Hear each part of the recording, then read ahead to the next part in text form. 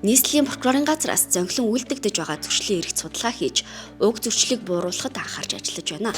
Нийслэлийн прокурорын газрын хяналтын эрх бүхий байгуулах эрх бүхий албан тушаалтнуудаас 2023 онд 4915 гол мэдээллийг хүлээн авч шалгасан. Үүнээс гадаадын иргэн хариатын газарт 2630 гол хүлээж авсан. Нийт хүлээж авсан гол мэдээллийн 38% эзэлж байгаа нь хамгийн их судалгааны үр дүн гарсан.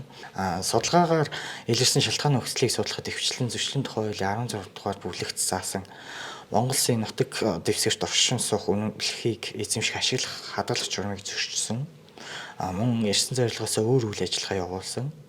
Хуульд заасан хугацаанд оршин суух зөвшөөрөл аваагүй. Оршин суух хугацаа хэтрүүлсэн, визийн хугацаа хэтрүүлсэн зэрэг зөрчлүүдийг дийлэх гаргасан байсан.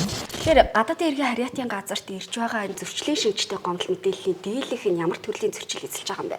Гадаадын иргэнийг урьсан аж ахуйн нэгж байгууллагууд нь гадаадын иргэнийхээ зохих хугацаанд оршин суух зөвшөөрлийг аваагүй.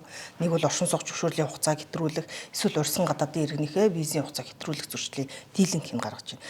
Төрийн холбогдох байгууллагуудаас зөвшөөрөл авсны үндсэн дээр манай байгууллагад хандаж оршин суух зөвшөөрлөө хүсдэг учраас холбогдох төрийн байгууллагаас зөвшөөрөл нь гараагүй тохиолдолд энэ төрлийн зөрчилд холбогдох ийм нөхцөл байдал үүсэж байгаа. Тус прокурорын газраас гадаадын иргэн харьяалалгүй хүн Монгол улсад зорчих журмын эсрэг 2024 онд 2230 зөрчлийн шинжтэй гомдол мэдээллийг хүлээн авч шалгасан нь өмнөх оноос 18%-аар буурчээ.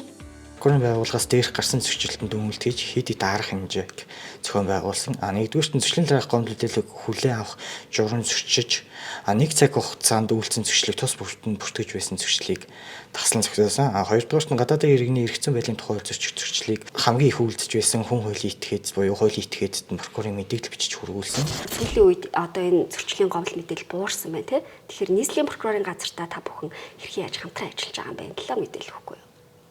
2024 онд удирдах ажилтны манлайлал дэвшлүүлэх зөвлөгөө нийслэлийн прокурорын газраас зохион байгуулсан. Энэ хүрээнд хууль хэрэглээг сайжруулах үүднээс зөрчил гаргаж байгаа эрх бүхий албан тушаалтнууд алдаан дээрээ суралцах, хууль хэрэглээг сайжруулах чиглэлээр бидэнд зөвлөмж өгсөн. За энэ хүрээнд ч гэсэн бидний үйл ажиллагаач нэг үеэ бодвол цэгцэрсэн, алдаа дутагдал маань багассан. За энэ хүрээнд манай байгууллагч гэсэн гэмт хэрэг зөрчлөөс урьдчилан сэргийлэх, соён гээгрүүлэх ажлын хүрээнд мэдээлэл бэлтгэн хургуулах, шторк хийх, за мэдээллийн хэрэгслүүдээр одоо таны мэдхэн шинжтэй ярилцлага, зөвлөмж өгөх гэх жишээний ажлуудыг хийж байгаа. Тэгэхээр хамтын ажиллагааны үр дүнд энэ зөрчлийн бууралт бол харагдаж байна гэж үзэж байна.